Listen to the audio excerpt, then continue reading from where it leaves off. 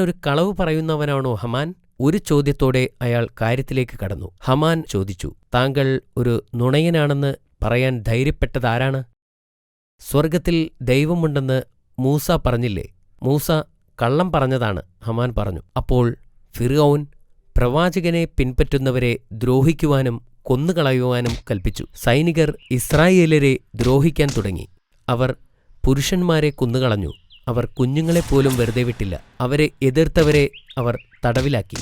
ഈ ക്രൂരമായ പ്രവൃത്തി കണ്ട് പ്രവാചകൻ നിസ്സഹായനായി നോക്കി നിന്നു. ജനങ്ങളോട് ക്ഷമയോടെ കാത്തിരിക്കുവാനും അല്ലാഹുവിൽ വിശ്വാസമർപ്പിക്കുവാനും അദ്ദേഹം ആവശ്യപ്പെട്ടു. ഇസ്രായേൽ ജനതയെ മോചിപ്പിച്ചില്ലെങ്കിൽ ഫിർഔനും ഈജിപ്തിനും വലിയ ശിക്ഷ നേരിടേണ്ടി വരുമെന്ന് ഫിർഔനെ താക്കീത് നൽകുവാൻ അല്ലാഹു മൂസാ നബിയോട് കൽപ്പിച്ചു.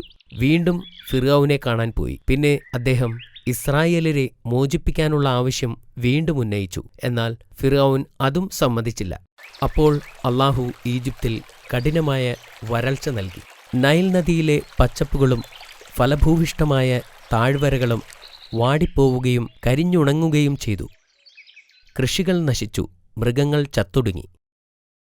ഈജിപ്തുകാർ ക്ഷാമം മൂലം കഷ്ടപ്പെട്ടു.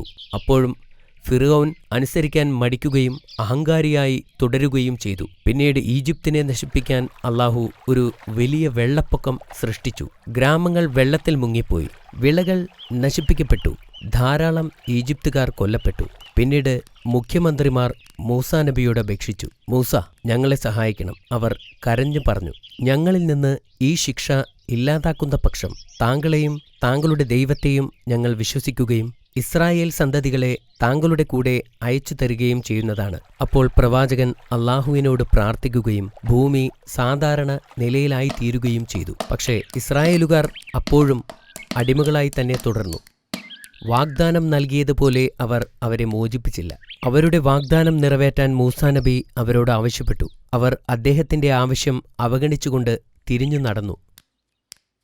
അദ്ദേഹം വീണ്ടും അല്ലാഹുവിനെ വിളിച്ചപേക്ഷിച്ചു. ഈ സമയത്ത് അല്ലാഹു വിളകൾ നശിപ്പിക്കുന്ന വലിയ പ്രാണികളെ ഈജിപ്തിലേക്ക് അയച്ചു. അവ വിളകൾ നശിപ്പിക്കുകയും തിന്നു തീർക്കുകയും ചെയ്തു. സഹായം തേടി ആളുകൾ പ്രവാചകന്റെ അടുത്തേക്ക് ഓടിവന്നു. ആ പ്രാണികളെ ഓടിക്കുകയാണെങ്കിൽ ഇസ്രായേലരെ കൊണ്ടുപോകാമെന്ന് മുഖ്യമന്ത്രി വാഗ്ദാനം നൽകി. പ്രവാചകൻ വീണ്ടും അല്ലാഹുവിനോട് അപേക്ഷിച്ചു. അപ്പോൾ പ്രാണികളെല്ലാം പോയി. എന്നാൽ ഇപ്പോഴും തങ്ങൾ വാഗ്ദാനം ചെയ്തതുപോലെ ഇസ്രായേലരെ അവർ മോചിപ്പിച്ചില്ല.